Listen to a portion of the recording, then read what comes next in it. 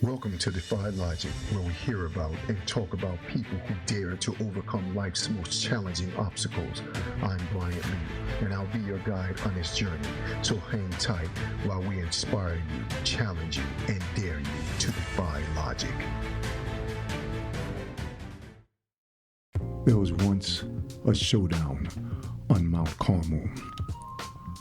On one side stood 450 prophets of Baal, loud, confident, celebrated by culture, backed by the king, approved by the crowd. On the other side stood one man, Elijah. And Elijah asks one question that still echoes today.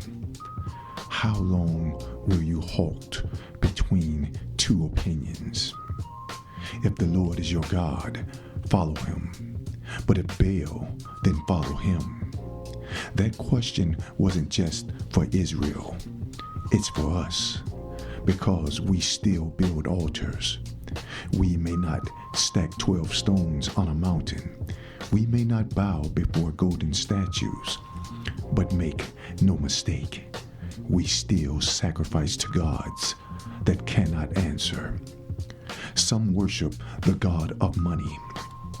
They sacrifice peace, integrity, family, and sleep just to chase a bigger number in the bank account, only to discover that money is a cruel god. It always demands more and never says enough. Then there are some who worship the god of approval. They build altars on social media, sacrificing authenticity for likes, truth for applause, conviction for acceptance. They cut themselves emotionally, trying to keep everyone pleased, bleeding for people who still won't be satisfied. Some worship the god of success. They sacrifice their health, their marriage, their children, their soul, believing that one more promotion will finally make them feel whole. But Baal never answers. Some worship the god of pleasure.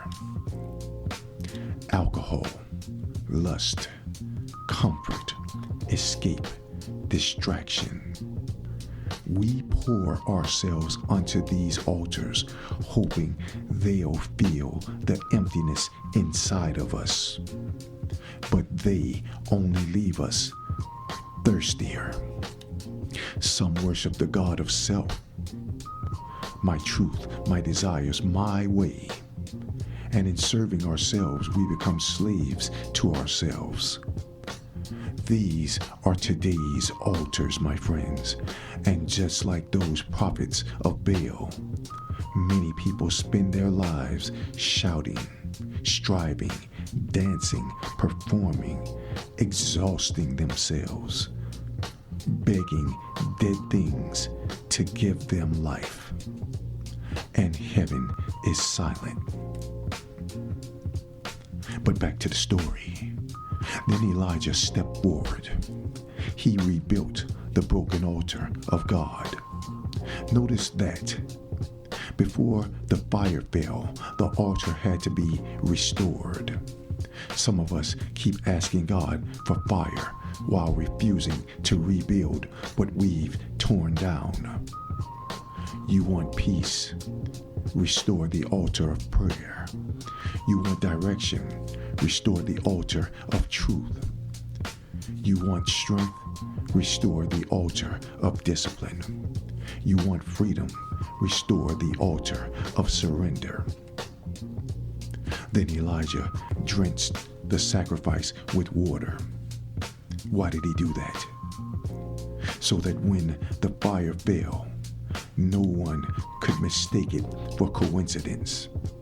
And when God answered, he didn't just light the sacrifice. He consumed everything: the wood, the stones, the dust, even the water. That's the true God, and that's what he does. He doesn't partially change a life. He transforms it completely. So today, the question is not whether you worship. Everyone worships something. The real question is, what altar are you building? What are you sacrificing your time, attention, energy, and life to? What God are you crying out to that has never answered? Because eventually, every false god will fail you. But the true God still answers by fire. So I'll leave you with this. Who do you worship? Restore your altars. What's your Goliath? Change your thinking. Change yourself. Change your world. Defy logic. Have a story about overcoming a Goliath by changing your thinking, yourself, and your world? We want to hear from you. Let your story motivate others to face their Goliaths and defy logic.